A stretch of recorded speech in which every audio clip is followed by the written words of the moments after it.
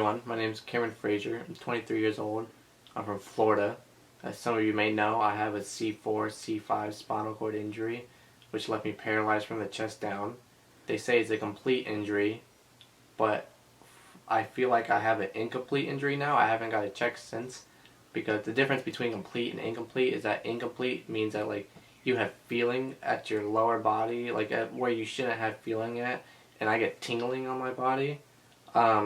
Some of you may know that my spinal cord injury happened from falling into a 4-foot ramp from a 6-foot ramp. It was a 4-foot step up to a 6-foot. I was dropping in until I cased my front tire and went over the bars and I broke my neck.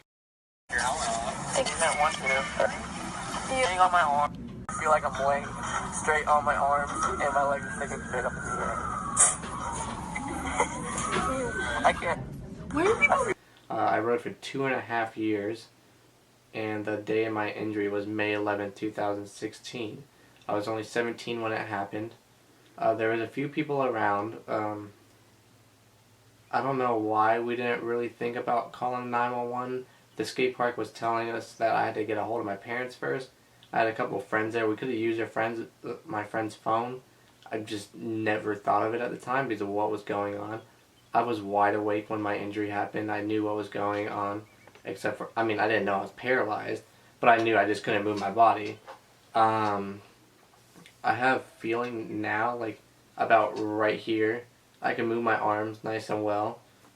But after I had my spinal cord injury, I went to Lee Memorial Trauma Center, where they stopped swelling in my spinal cord. And then the next day later, they went and did surgery and fused my neck from C4 to C6. I stayed there for about 2 weeks. I got flown to Atlanta Shepherd Center, which is a brain and spinal cord rehabilitation center where they do lots of intense therapy for people with those type of injuries. After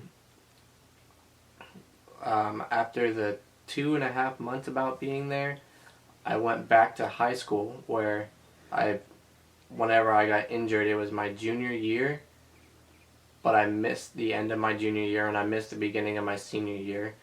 I went back and I finished school.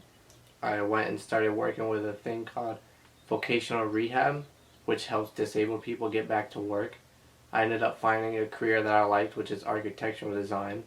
I liked building ramps before my injury, and I figured that was the closest thing that I have to building. I graduate this year, actually. I'm on my last semester. I recently got my license and I'm going to be getting a truck modified. I do have a GoFundMe for that to get a good down payment because I'm not working yet and I only get my government disability money, which is only like $840, so I need a decent down payment to be able to afford a monthly payment. I drive basically like I drive my wheelchair. I'll push the handle forward for gas, backwards for brake, left, right. I have pretty good movement in my arms, except for I have scoliosis and I once had a fracture in my right arm and I also broke it a couple months later. That caused my arm not to be able to lock my elbow completely out, so I have trouble with transferring. I can't do it on my own.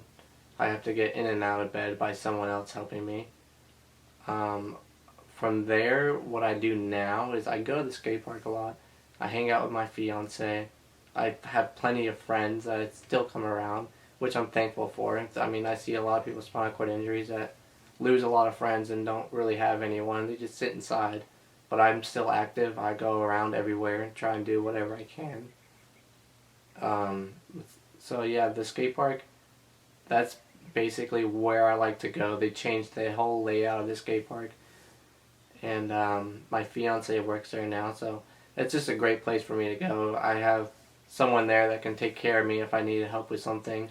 I have a lot of friends. I go out there and I just have fun.